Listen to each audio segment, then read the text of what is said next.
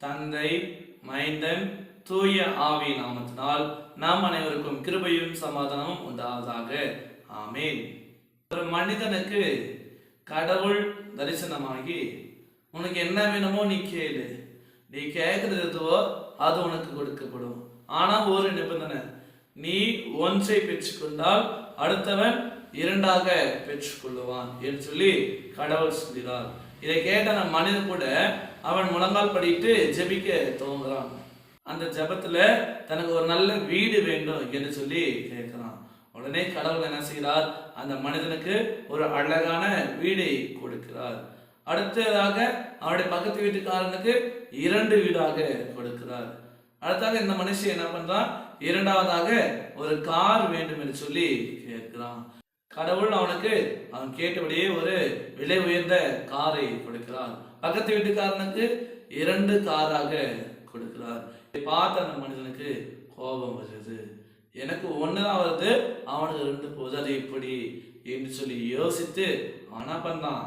கடைசியாக எனக்கு 2 கண்ணு வேணாம், ஒரு கண்ணு மட்டும் போது கடவுளே என்று சொல்லினான். அப்போ அவனுடைய யோசனை எப்படி இருக்கிறது?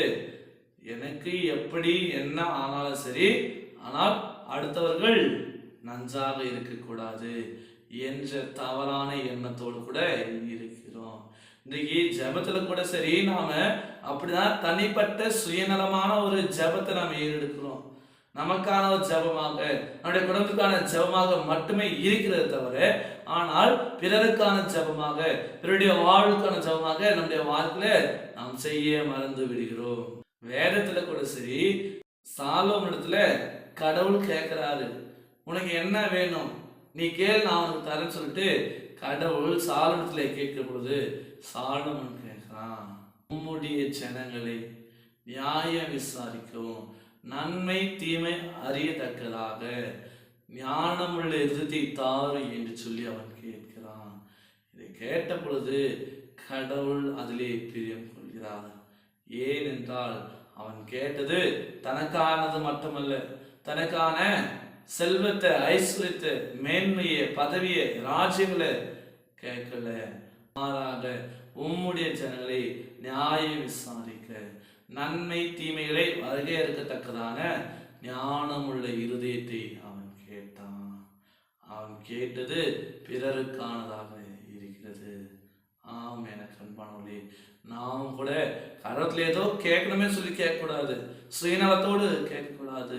சமாதானத்துக்காக, பிறருடைய வாழ்வுக்காக, பரிசுத்தமாக நாம் வாழ்வதற்காக நாம் ஜெபிக்க வேண்டும். பிறர் மீது நாம் அன்பு செலுத்தி வாழ வேண்டும் என்பதற்காக நாம் ஜெபிக்க வேண்டும். பிறருடைய நிம்மதிக்காக, பிறருடைய வாழ்வுக்காக நாம் ஜெபிக்க வேண்டும். கடவுள் கொடுக்கக்கூடிய அந்த பரலோக வாழ்வு, அந்த பாவ மன்னிப்புக்காக நாம் ஜெபிக்க வேண்டும். அந்த பாவ மன்னிப்பு நாம் மாத்திரமல்ல பிறரும் பெற்றுக்கொள்ள வேண்டும். அந்த ரட்சிப்பு பரலோக வாழ்வு நமக்கு மட்டுமல்ல பிறருக்கும் இருக்க வேண்டும் என்று சொல்லி நாம் ஜெபிக்க வேண்டும். நம்முடைய ஜெபம் பிறருக்கான ஜெபமாக இருக்கிற பொழுது கடவுள் அந்த ஜெபத்தை கேட்கிறார்.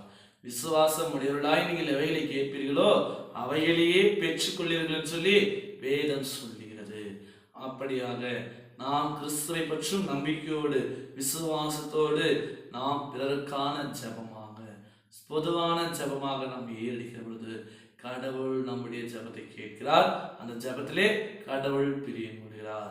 அதான் வேதம் சொல்றது, சாலோமோனுடைய ஜெபத்தை கடவுள் அங்கீகரிக்கிறார்.